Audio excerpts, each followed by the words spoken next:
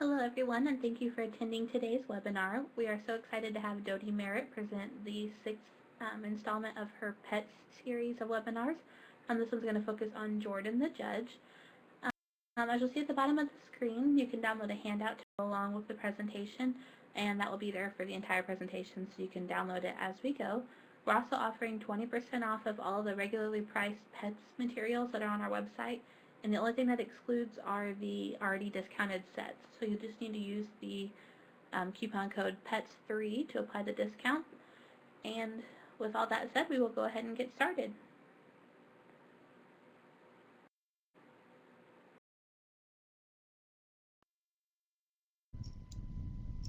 Okay, move this over to the side. Hi, this is Dodie, and we are ready to get started here. So welcome everyone. As Emily said, this is the sixth installment in the PETS series, and today we're going to be talking about Jordan the Judge. As usual, I want to welcome you to Crystal Pond Woods. This is a map that was created by some teachers down in Springfield, Georgia. And up there in the upper right-hand corner, you can see there's Jordan's courthouse where he holds sway and keeps things in Crystal Pond Woods pretty much under control, as much as he can anyhow. Be sure to notice that you can type in any questions you have as we go along, and I would encourage you to do that. And I'll try to keep an eye on those. There will be a time at the end as well of this session for any questions that you may have. For those of you who may not have been with us before, the Primary Education Thinking Skills Program focuses on divergent thinking, and we have two thinking specialists, Isabel the Inventor and her best friend Yolanda the Yarnspinner, who focus on divergent thinking. Two convergent thinkers, we have Dudley the Detective, who focuses on deductive logic, and his best friend Sybil the Scientist, who's an analytic thinker. Max the Magician is our visual-spatial thinker. Whoops, there he is. And then we have Jordan the Judge, who focuses on evaluative thinking, and as we've said, that's going to be our focus. He is going to be our focus for today. Now, there's a little yellow star in the lower left-hand corner. If you see that yellow star on one of the slides, that means that this particular image is in the handout packet. All right. There will be some things we'll talk about today that are not in the books, so those are the things in particular that I have included in the handout packet for you.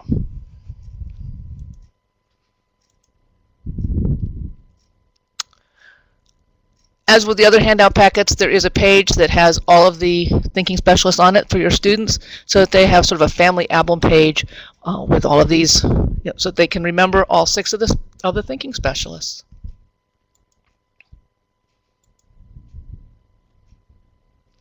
Very quickly, there are 4 books in the PETS series.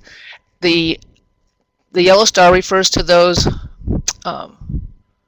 That's interesting.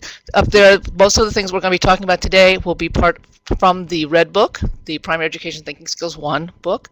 It's also in Spanish. Notice that there's a CD. All the books have a CD, but the Level 1 also has a Spanish CD to go with it. That means the CD means that everything in the books is, in fact, can be run off as a PDF. So all the files, all the pictures, everything that you need. All right, today we're going to be talking, as I said, reading with Jordan the Judge. Jordan the Judge uses considerations. He's always saying, what are the considerations? What do you need to consider? What do you need to think about before you make a decision, before you make a choice? Because in his case, he's encouraging you to find the best answer when there is not one right answer. If you can use clues and come up with one right answer, then you're thinking like Dudley the Detective.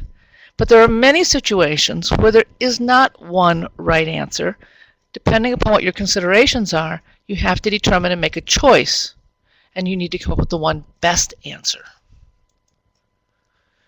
The considerations, now there are a variety of different kinds of evaluative thinking out there, but in this case, when we're working with Jordan, his considerations must be observable, measurable, or factual. What we're not thinking about, what we're not including here are value judgments, like I like it, or maybe it's something that you've learned simply because, as a part of family values. These considerations that Jordan works with have to be observable, something the students can see. They need to be able to measure it, or it has to be factual. This is really, really important. One of the very commonly when I've asked my students, well, why did you make that choice? Well, because I like it. Well, I can't observe like, and I can't measure like. So you need to give me some more information as what is something that I can observe, something that's factual, so that I understand why you like it based on your considerations.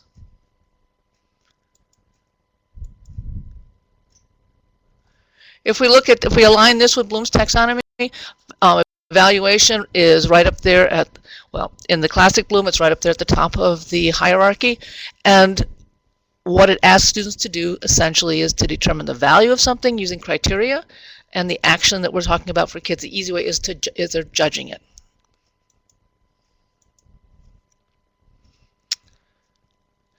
The red box right there tells you what pages in the red book you'd find some of these activities on. There is a behavioral checklist with Jordan the Judge, as there were with the other thinking specialists. And in the new updated version of the red book, there is also an annotated backside to the checklist, so that it's pretty clear as to what kinds of behaviors we might be looking for in students. Thinking like a judge means that they grasp the concepts that we're talking about quickly. These are the behaviors that you would find on the behavioral checklist. That they can draw valid conclusions based on considerations that they developed during the lesson. That they can support their responses logically. That they can see more than one viewpoint. I think one of the things that comes up very commonly when we're doing evaluative thinking is that not necessarily everyone is going to have the same answer. And that understanding that there can be different viewpoints that are also valid is very important. It all depends on what considerations you're using in order to make that choice. Looking for students who can offer unique considerations and or solutions based on their considerations. They're tenacious in their approach, which generally shows that they have a comfort level with this kind of thinking, and that they can retain information from previous lessons, so they can keep applying with the kinds of things that we're talking about, the kinds of strategies that are being introduced to them from lesson to lesson. Not surprisingly, Jordan's thinking memory trigger is a gavel. Now, again, we have this paper engineering project here that does make a gavel. However, what I have found is far more expedient is this as a gavel. One marshmallow, one straight pretzel stick. It's very quiet, which is also very nice. And what I tell my students is that they have some choices with this gavel. This gavel can go home with them. This gavel can it can go into the circular file on the way out the door. They're welcome to eat it. What they cannot do with it is leave it in their desk.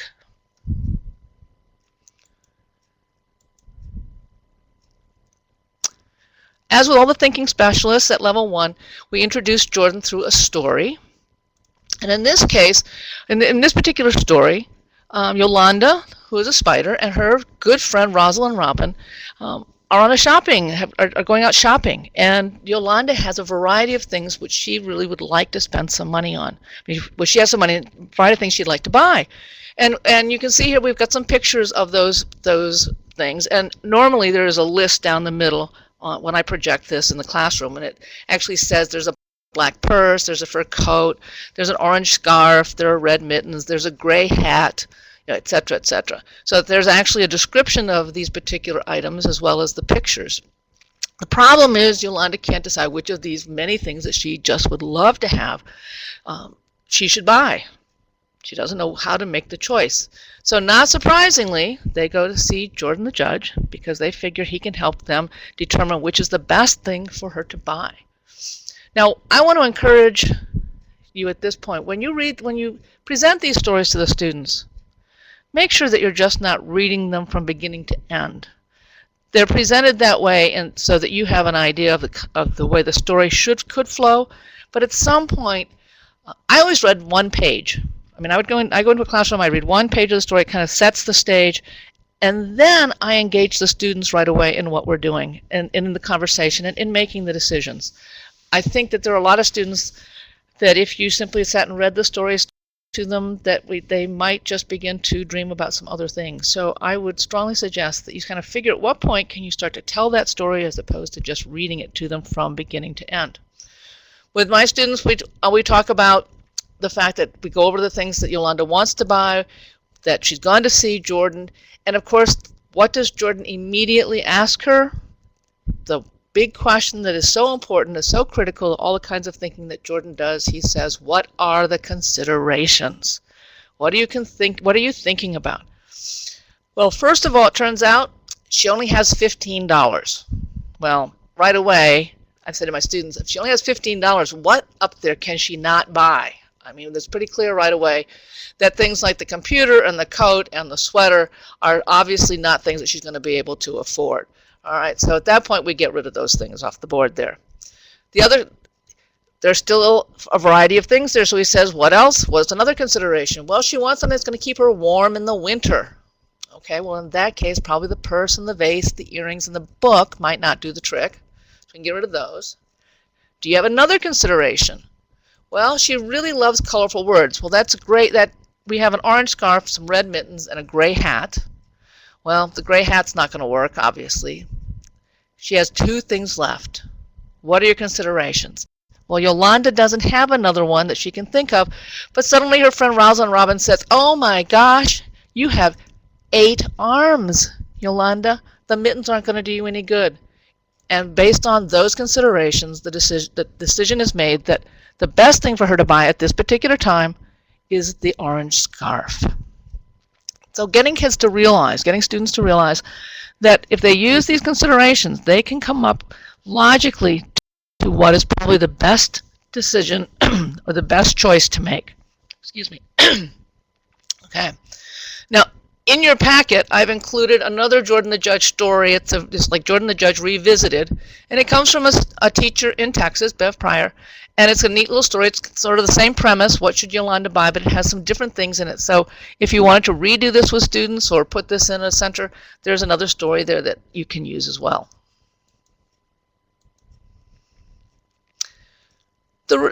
Our Red Book has been updated and revised, and one of the big things that we realized was that in Jordan there was sort of a misalignment in the 2 whole class lessons in the first book.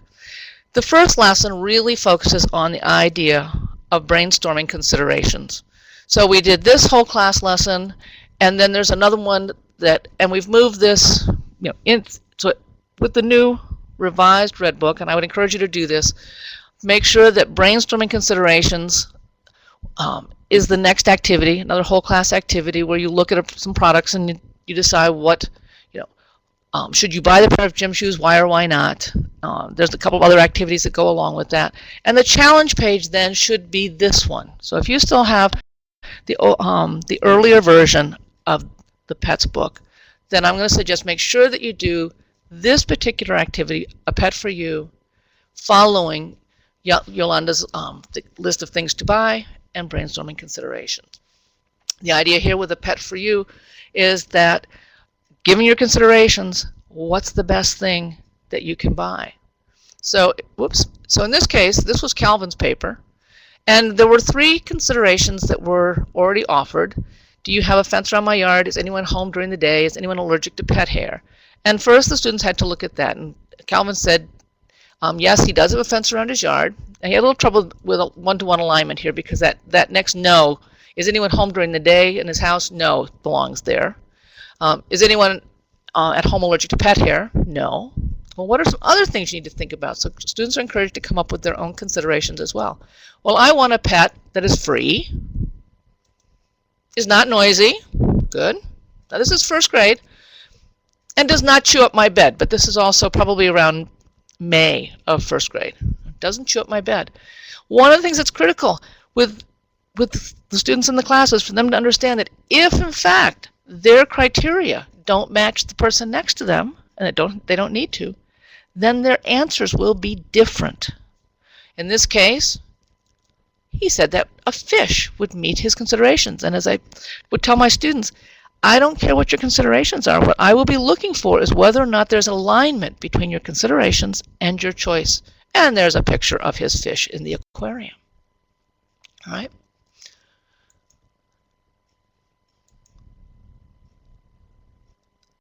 This comes from a classroom up in New Hampshire. And this teacher found a wonderful book, What Pet to Get, which supports the same concept, which she used with her students before they did the challenge page as well. So they sort of had a practice with it, and then they proceeded to do the challenge page, independently.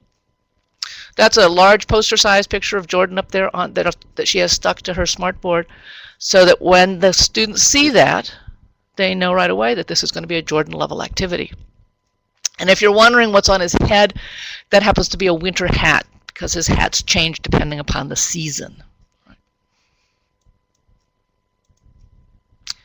Whole class lesson 2 should focus on Iris Sleeps Over, which is a wonderful, wonderful story. I think many of you are probably familiar with it. And the idea that with this is how to use a T-chart strategy. And okay, over here we have a T-chart strategy in order to determine what might be the best answer. And in this case, Ira, who is going to spend the night for the first time with his best friend next door, has to decide whether or not to take his bear with him or to leave his bear at home. And of course, the first question we have to ask is, what are Ira's considerations? And what I would do is put a big chart paper up on the wall. I mean, I would take the students in the classroom and sit down in kind of the reading area. They're on the floor. I'm sitting in a chair, and I would have chart paper right beside me. Of course, you could do this on a smartboard as well. And as we would read the story, I would have them come up with what kinds of considerations would be affecting Ira's decision. And the best part about this book is that practically on every page, Ira changes his mind based on a new consideration. And certainly the first consideration was it never occurred to him not to take the bear because he's never slept without it. So of course he's going to take his bear. But he has a sister who tends to look at sort of the negative sides of things. And of course her first comment is, well, your friend's going to laugh at you. So obviously that was consideration about leaving the bear. And every other page there's another consideration. Should he take the bear? Should he leave the bear? And as the students go through the list, ultimately there are more considerations in the take the bear side. So we talk about the fact that based using this strategy, that what it would make sense is that he take the bear because there are more considerations, there are more reasons for taking the bear than not taking the bear. All right. With that in mind, the challenge page for lesson 2 should be this one. What should we buy? Because obviously it focuses on the yes and no considerations behind making some purchases. So looking at this page a little bit larger here, when I did this with students, what I found was there are three ideas that get brainstormed. What worked the best for me was if we in fact did number 1 together, and then the backside, which has a place for 2 and 3 on it, the students did that as the challenge page. One, it was less time, which was, in terms of time for the challenge page, which was always beneficial in classrooms where there's never any extra time anyhow. But I also like the fact that if we went over it together and did side 1 together, they had a better sense exactly what we were looking for. So I would always start with, okay, let's brainstorm things that we might buy for our classroom. And we'd make a list on the board, and then we would move these, what just happened? Okay, wait, sorry, I went backwards. Okay, and we would move these down, and we would begin to list them here. After we brainstorm the list, we would actually vote on number 1 and decide on, let's say in this case they voted for bathroom.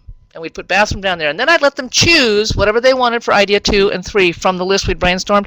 Or they were more than welcome to come up with another idea that wasn't on the board. That would be fine as well. So in this case, the one idea that we sort of all voted on we could go with was bathroom. So once you have that idea there, you take idea number 1 and you move it down here into box number 1. And identically, idea number 2 and idea number 3 go into the boxes on the back side of this sheet. Right. Then the idea is to brainstorm yes considerations for spending the class money on a bathroom, or the no considerations for that. And here's a paper that came from, oops, wrong way, sorry, Allie. All right. Now, her yes considerations for a bathroom. First of all, we don't have to go in the hall. we won't need to wait. We can shower at school. Or 4, if you get sick, the bathroom is closer. These are great considerations. Students need to think through why they want to make the choices that they make. No considerations. It may cost too much money. Too many doors. Everyone sees you leave for the bathroom. Well, that's a pretty serious consideration when you're in first grade. All right. Here are a couple others that came in. A choice. This is the back side, so you can see where idea 2 goes and idea number 3 goes. Storybooks. We should spend money on storybooks because a lot of books are good. But on the other hand, some books are too long, some books cost too much money, and some books are scary. It was interesting, I thought, the choice for name tags. They need more for next year, for new students, in case someone's name tag falls off. Right. But there may be too many name tags in a pack, or there may not be enough name tags in a pack. Teddy bears. Because you can tell your problems to your teddy bears, but it might tear if you hug it too much. I mean, when you look at this, and it's an amazing window into the thought processes that are going on in these minds. Well, this person thought that the classroom should have a maid. It will do stuff for you. It will clean out his desk. It will get his stuff. However, she might not do the stuff this person says, and it might not be nice. She might not be nice. But I thought it was an interesting choice. But my favorite, I have to admit, was this one. More Mrs. Merritt, because she's nice, because she's cool, because she's really cool. And she's not mean. She's not dumb. And she couldn't think of another reason. But obviously, this was one of my favorite ones, that they should have more Mrs. Merritt in their classroom. These are a couple other books. Hopefully you are all familiar with the pigeon books. I love the pigeon books, but they're all about considerations. The pigeon always is trying to convince somebody that in fact they should do something that they don't want to do, and constantly sharing, well, consider this, or consider this, or consider this, or consider this. I Want an Iguana is another wonderful book about a young man trying to convince his mother, and they write notes back and forth, trying to convince his mother that in fact he should have an iguana. And if you're talking about voice when in your classes, when students are writing, this is also a great book about voice, because you could actually hear the different voices that the boy is using in order to convince his mother, and there's a very clear difference between the mother and the son, but you can hear all those different voices as you read this story. So two books I highly recommend. Now this is one of my favorite activities that is a whole class activity with Jordan. It does take some time. It's called A Very Buggy Business. And I always start out by brainstorming bugs with the students. We just make a whole list of bugs. And I call them bugs because in fact the activity includes spiders as well as insects. And spiders are arachnids. They're not insects. So that's why the activity is called bugs. But we brainstorm all kinds of bugs that we can think of. Make a huge chart up at the front of the room, which also means that we do some talking about which are insects, what are arachnids, what are slugs, what are millipedes, because all of that generally comes up in that brainstorming process. And when I leave this chart, in fact, I usually take at least 2 sessions to do this activity. We do all this brainstorming sort of setup stuff in that first lesson. Often I leave the charts in the classroom so that students can use post-it notes. They can add more ideas to the list. And then we brainstorm the pros and cons. Once we've got this list of all these bugs up there, we brainstorm the pros and cons of bugs on a T-chart. Now they're familiar with T-charts. What are the good things about bugs? What are the things we don't like so much about bugs? And in the book there is also sort of a cheat sheet for you with some specific points about the bugs included in this particular lesson. So there are some pros and cons right there for you to refer to. All right. That chart with the pros and cons also gets saved. So I leave those in the classroom, the list of bugs and the list of pros and cons, so that students can add to them over the course of the following week before I come back for my next session with them. So along with this paper, there is this chart. Because what's going to happen is they're going to be able to choose the bugs that would live in their world. I mean, if they could, this would be the process they would go through. So here is one, and the first thing I have my students do is that they have to check yes or no which they want to keep the black ants, they want to keep the monarch butterflies, they want to keep the longhorn beetles, but not the houseflies. So they put all the check marks in first. Then after they put the check marks in, they go back and they put in their considerations for yes or no. This again is where we need to talk about something that is measurable or observable or factual. I really discourage, and as much as possible, we'll send them back. They can't just say I like it or I don't like it. Give me something more that I can observe. So they make ant holes. They're pretty. They make new soil. All right. Now, see, they really bug you would be one that generally I wouldn't have accepted, because what do you mean by they bug you? They bug you because I think they buzz. You know, they make holes in your garden. Those are things I can observe. All right. They sting you. Those are acceptable considerations. In this case, they're fun to watch or fun to catch. They do not hurt you. They're good to eat, which I can't imagine, but it's not up to me. However, the ants get in your food, so they're bad. Having students look at things and being able to say what the consideration is. Too often, what do I hear? I don't know. I like it. I don't like it. Students don't go beyond that. They don't go into depth with the kind of evaluative thinking that they're doing. This supports them in doing that.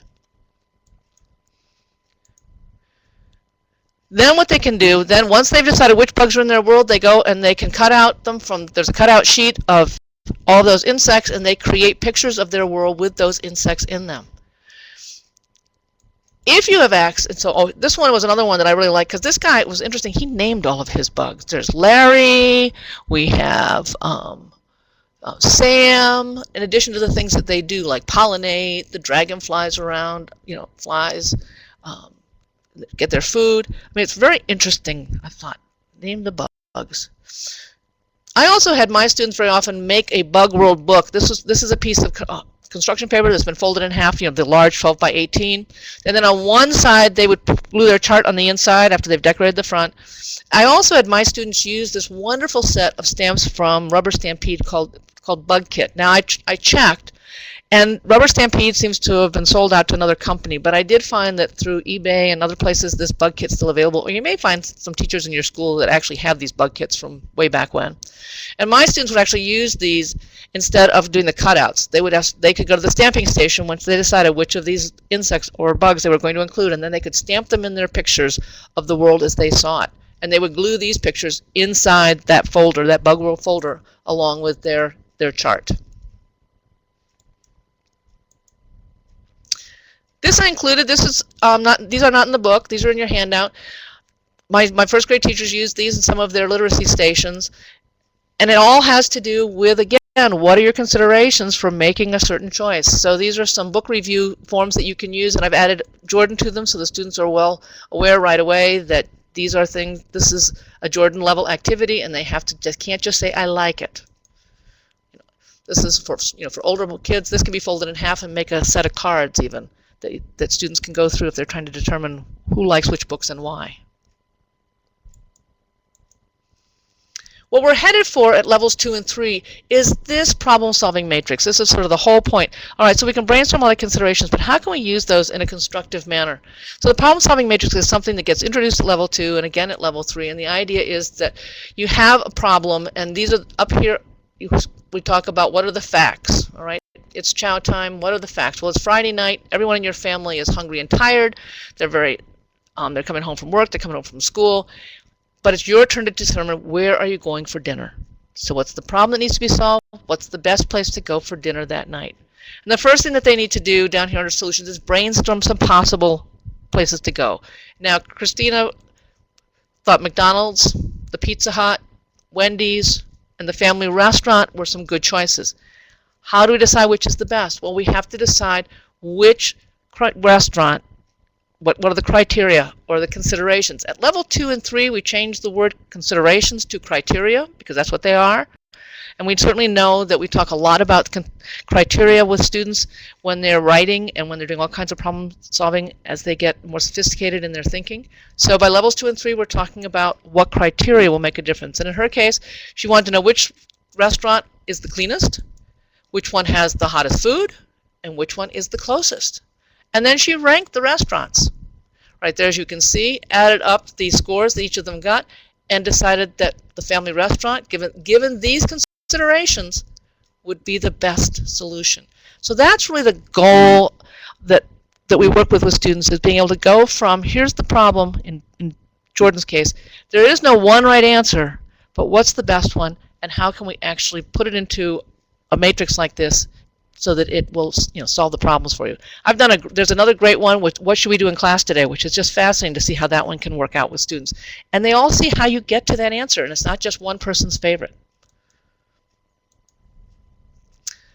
From the kindergarten level book, there are evaluative level questions to encourage kids to do evaluative thinking as you're reading many of the trade books. There's also an explanation of why those questions are significant, make sense at the evaluative level. In your handout packet, there is the cube that has those questions on it. It's the Tier 2 cube, so that you can hand it to students, roll it to students, and encourage them to ask those questions, or you can ask the questions yourself. And I know I'm hitting the 30-minute mark here, so let me wrap up very quickly.